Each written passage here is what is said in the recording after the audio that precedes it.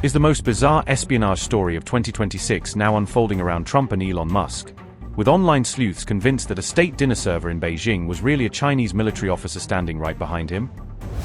Could Xi Jinping's boldest move yet have been hiding in plain sight, sending a decorated female PLA major to pose as service staff at a banquet, allegedly to stand close enough to Musk to watch, listen, or even protect?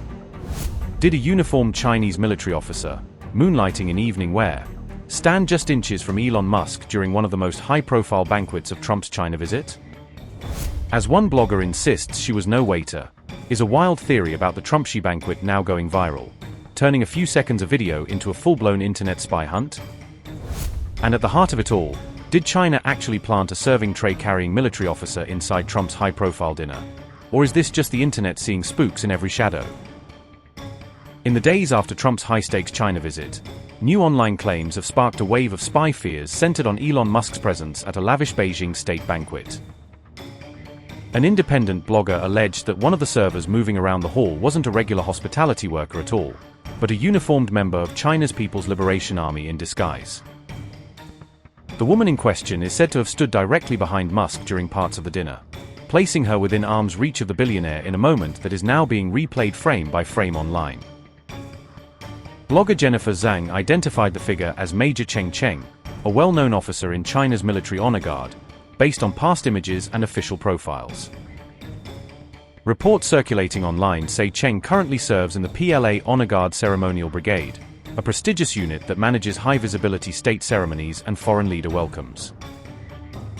Zhang went further, speculating that the supposed server could have been carrying a gun or something under her formal gown, feeding theories that she was there as close-in protection or intelligence.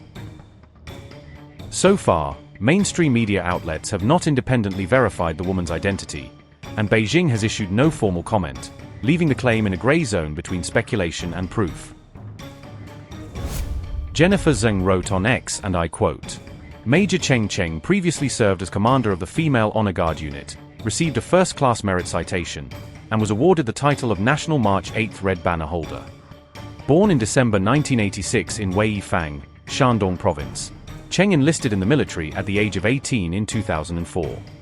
She originally served as a communication soldier in the 2nd Artillery Corps before later entering the Bethune Military Medical College, now the Bethune Medical NCO School, to study nursing. In 2008, she was selected to lead the female formation in the military parade marking the 60th anniversary of the founding of the People's Republic of China. However, after growing 1.8 centimeters taller during training, she was regretfully reassigned as a backup member. In 2012, she was selected into the PLA Honor Guard Ceremonial Brigade. Beginning in 2014, she served as commander of the female unit, leading the formation during its first appearance in a state diplomatic ceremony on May 12, 2014. And later in the 2015 military parade commemorating the 70th anniversary of victory in World War II, where she served at the front of a mixed formation. Cheng participated in building and standardizing China's female honor guard system. She helped draft manuals and operational standards, including the Female Honor Guard Mission Procedures Manual and the Female Honor Guard Mission Standards. She has led her unit in more than 200 state-level ceremonial missions, including welcoming foreign heads of state, the 70th National Day Military Parade, and the centennial celebration of the Chinese Communist Party. She has been elected for 2 consecutive terms as a deputy to the National People's Congress since 2018, focusing on issues such as military personnel training and veterans resettlement. Her unit has also received multiple honors, including the title of National March 8th Red Banner Collective.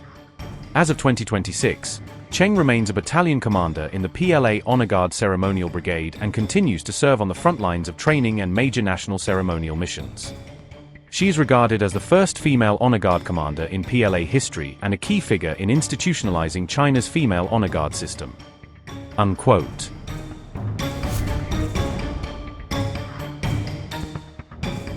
The claims exploded across social platforms as soon as banquet footage emerged, turning a few seconds of video into a global Spot the Spy challenge.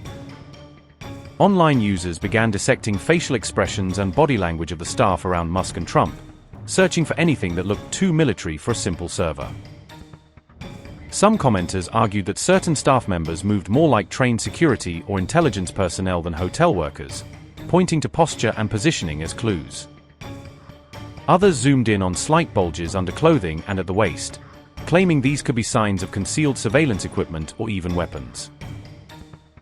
Security experts note that foreign states do routinely employ heavy surveillance and layered protection during leader-level summits, including visible and non-visible personnel close to VIPs.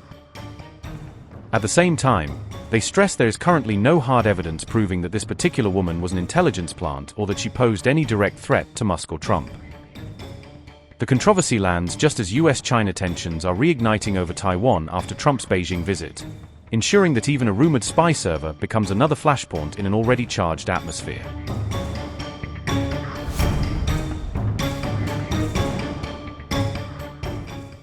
On May 21st, China reiterated that it firmly opposes any form of official US contact with Taiwan's leadership, repeating a position that underpins its entire approach to the island. China's foreign ministry urged Washington to implement what it called the heads of state consensus reached in Beijing, implying that a Trump-like call would violate understandings from the summit. Officials called on the United States to handle the Taiwan issue with prudence and to show that caution through concrete actions, not just reassuring words. Beijing warned that any direct Trump-like conversation would cross a red line and could undo the limited progress made in de-escalating tensions at the recent leaders' meeting. China firmly opposes the United States engaging in official exchanges with the Taiwan region of China and resolutely opposes U.S. arms sales to Taiwan. This position has always been consistent, clear, and unwavering. China urges the United States to honor the important consensus reached at the summit between the leaders of China and the United States, fulfill the commitments and undertakings it has made, handle the Taiwan issue with the utmost prudence, stop sending wrong signals to Taiwan independent separatist forces, and take concrete actions to uphold peace and stability across the Taiwan Strait and maintain the stable development of China-US relations. Beijing's warning came directly after Trump's remarks that he might speak to Taiwan's President Lai Ching-te before finalizing the weapons package, tying its protest to that specific hint. Trump told reporters he would speak to the person running Taiwan before making a final decision on the arms deal, framing the call as part of his own decision-making process. Those comments arrived just days after his high-profile summit with Xi in Beijing, raising questions about how seriously Washington intends to stick to the tone set there. At the same time, Trump stressed that the last thing we need is a distant war over Taiwan right now, trying to cast himself as cautious even as he toys with a provocative call. On Taiwan, do you have any plans to call President Lai before you make your decision on the arms deal? What? Do you have any plans to call President Lai of Taiwan before you make a decision on the weapons package? I'll speak to him. I speak to everybody. We have that situation very well in hand. We had a great meeting with President Xi. It was amazing, actually. It was amazing. Many of you were there. We'll work on that, the Taiwan problem.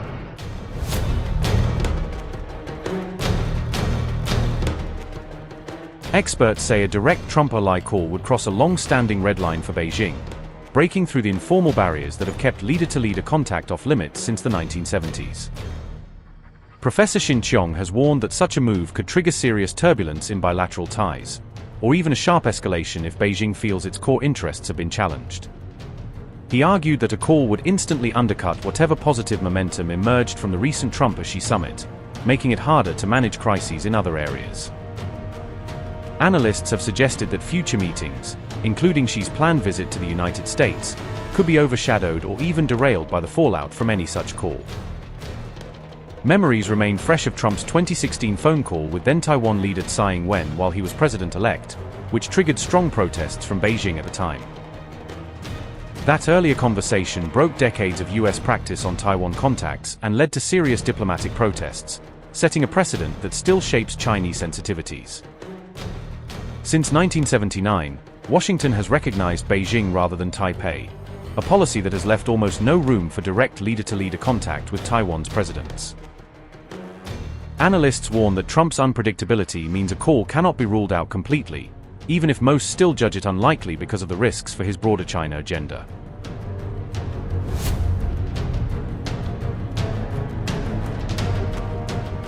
Trump has already authorized one Taiwan arms package worth about $11 billion, along with a larger $14 billion deal that would significantly upgrade the island's defenses. That bigger deal was effectively put on hold ahead of the Trump-Xi summit in Beijing, used as a piece of leverage in the broader talks with China. In response to the pending package, Beijing reportedly delayed a high-level Pentagon visit, signaling its displeasure and tying military dialogue to Washington's choices on Taiwan. Analysts say the next decisions on the arms sale, and whether Trump-like call happens, will reveal if the summit calm can actually hold or if the Taiwan issue will shatter it. Taipei has said it has not received any formal information about a possible Trump call, suggesting that for now the idea lies more in media questions than in official channels. However, President Lai has made clear that if the US leader does call, he would feel a responsibility to speak and present Taiwan's position directly. The future of Taiwan cannot be decided by external forces, nor can it be hijacked by fear, division, or short-term interests. The future of Taiwan must be decided collectively by its 23 million people. I deeply understand that a democratic society will inevitably have differing opinions, and there will certainly be competition between the ruling and opposition parties. While political parties can compete, the nation cannot be divided.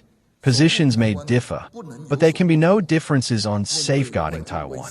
In the face of external threats, we should all unite on common ground and stand firmly on the side of national interests. Maintaining peace and stability in the Taiwan Strait and preventing external forces from changing the status quo of the Taiwan Strait are Taiwan's national strategic objectives. Taiwan is a responsible member of the international community, not a destabilizing party. Taiwan is willing, under the principle of parity and dignity, to engage in healthy and orderly exchanges with China, but firmly rejects united front tactics that package unification as peace. In fact, communication channels between Taiwan and the United States have always been smooth, but if there was an opportunity to talk directly to U.S. President Donald Trump, I would have the responsibility to express the voice of Taiwan society. I would emphasize several points. First, peace and stability in the Taiwan Strait are necessary elements for global security and prosperity. My government maintains the status quo while being neither humble nor arrogant. Taiwan is also a guardian of peace and stability in the Taiwan Strait. Second, China is the one that undermines peace and stability in the Taiwan Strait.